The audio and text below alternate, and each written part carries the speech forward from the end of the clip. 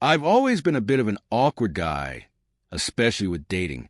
So, when I met Kathy, I couldn't believe how quickly I fell for her. Just minutes into our first conversation, it was clear I was all in. Kathy felt the same, or so I thought. We talked about our future right away, making big plans, and I was happier than I'd ever been. But a few months later, I saw something that changed everything. A message on her phone gave me a bad feeling, and even though I tried to ignore it, it haunted me. That night, while Kathy was asleep, I checked her phone, desperate for answers. There wasn't hard evidence of cheating, but there were hints, deleted messages, unusual Snapchats, and photos with a guy I didn't know. I needed to know the truth, so I took a drastic step and installed spyware on her phone, hoping it would reveal what was really going on. The next day, Kathy left for a business trip, and that's when her messages with this other guy heated up. Reading their exchanges shattered me. She'd been with him for 2 months, starting before I proposed. Her other man was a married co-worker, 10 years older, with a pregnant wife.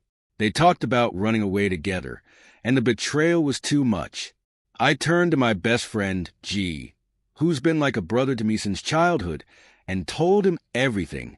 Together, we headed to Kathy's parents' house, where I planned to confront her in front of her family, hoping that finally revealing the truth would set me free. Snooping through Kathy's phone wasn't something I'd ever thought I'd do, but finding out the truth became my only focus. With every message I read, my stomach twisted. The things they shared weren't just flirtations. They were confessions of love, fantasies about starting a life together. Kathy's affair partner wasn't just anyone. He was a married man with children, with a wife who was months away from giving birth. The gut punch of betrayal nearly left me physically ill. I kept digging. The affair wasn't recent or fleeting. It had been going on long before I proposed. Kathy had lied to me and her family, playing us all while she entertained dreams of a new life with someone else. As much as I wanted to believe this wasn't real, the truth was staring me in the face.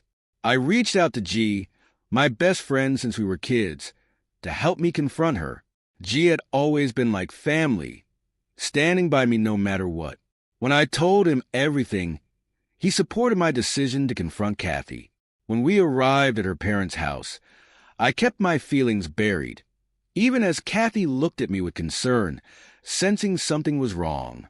G helped cover, chatting casually with her parents and creating a comfortable atmosphere, even hinting that I had a surprise planned. He made it sound believable, as if nothing had changed, even though I was barely holding myself together. Eventually, the conversation shifted, and everyone wanted to know about the surprise.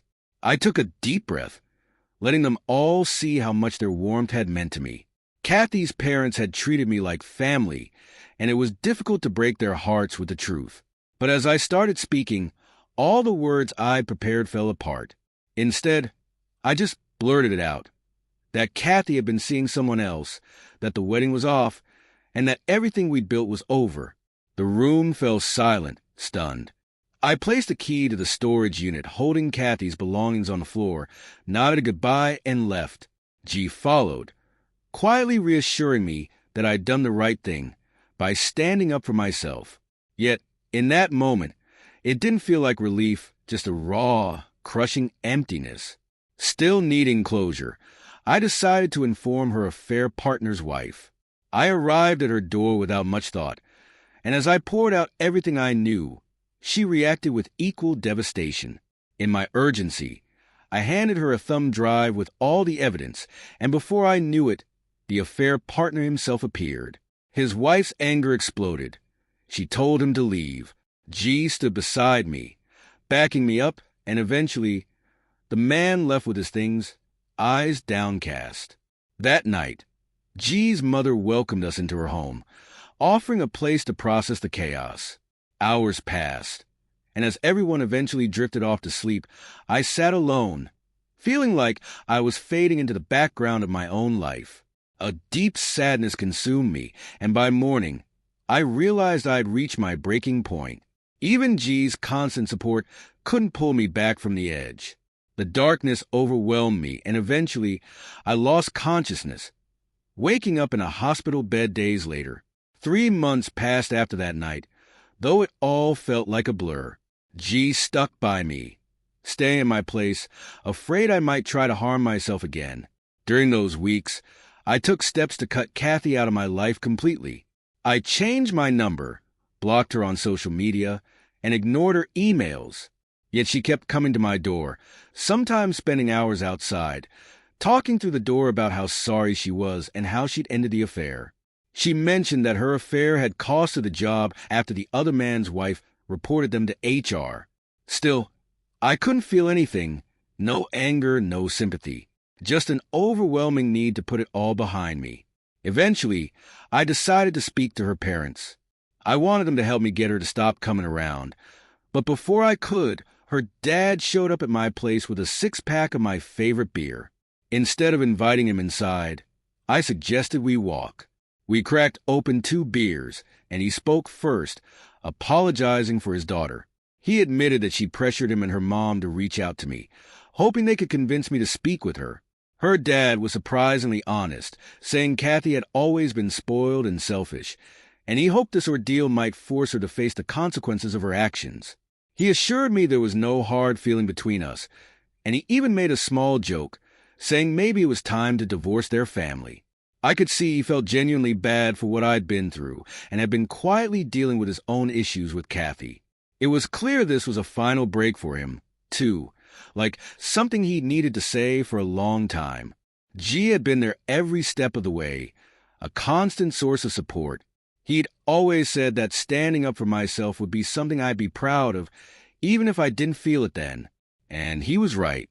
Facing Kathy's betrayal and choosing to walk away from the mess she created finally gave me a sense of peace, and I felt stronger for it.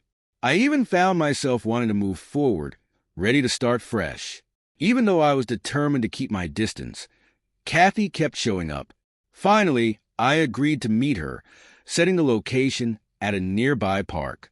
I wanted to keep my home, now a sanctuary from all this drama, separate from her. Surprisingly, I felt calm as I walked to the park, knowing this would be my last time speaking to her. When I got there, she was crying, and for once, I felt detached from her tears. We talked, or more accurately, she spoke while I stayed silent. She tried to pry into my recent conversation with her father, but I shut it down, telling her it was none of her business. Her apologies went on, but I found myself barely listening. In the end, I called her dad, telling him to come pick her up. I looked her in the eye and told her I forgave her, but it wasn't to rekindle anything. I was done.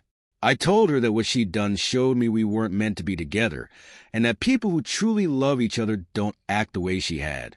She cried, but I felt nothing. I wished her well, told her to get the help she needed, and walked away, finally closing that door. To mark this new beginning, I headed straight to the animal shelter and adopted a kitten, naming him Shiny. G joked that my shiny new spine was showing, and it made me laugh. Shiny became a reminder of my resilience, a symbol of the strength I'd found in myself. Having him around brought me comfort and joy, and I started to feel genuinely happy again. I dealt with this mess without bitterness or hatred, choosing a path that allowed me to heal. Ready to move on, I looked forward to hanging out with G, playing video games, sharing a few laughs, and finally feeling like life was getting back on track. I knew I'd carry the good memories from my time with Kathy, but now I was looking forward to a future without the shadows of betrayal and doubt. Life started to feel lighter. Shiny, my new kitten, was a constant source of comfort and a reminder of my growth. Even as I look back on everything I'd been through, I felt a strange peace knowing that I'd finally stood up for myself. I was free to build a life that was fully mine. No more secrets, no more lies. Kathy had left a mess in my life, but I'd managed to turn it into something positive. I was no longer the person who would sit back quietly, ignoring my gut instincts. My friendship with G had grown even stronger through all of this, and the support from him and his family had reminded me of the value of true loyalty. As time went on, I found myself enjoying the little things, time with friends, weekends relaxing, and the quiet joy of moving forward. Kathy's attempts to reach out faded, and I was finally able to feel closure. What had once felt like a life-shattering betrayal now just felt like a chapter that had closed. Moving on didn't mean I'd forgotten what happened, but I'd accepted it. The pain had lessened, and in its place was a new sense of confidence. I'd been through the worst and come out stronger, ready to embrace a future free from doubt and deception. If you found this story helpful, consider subscribing to our channel to support our work and stay connected for more content like this.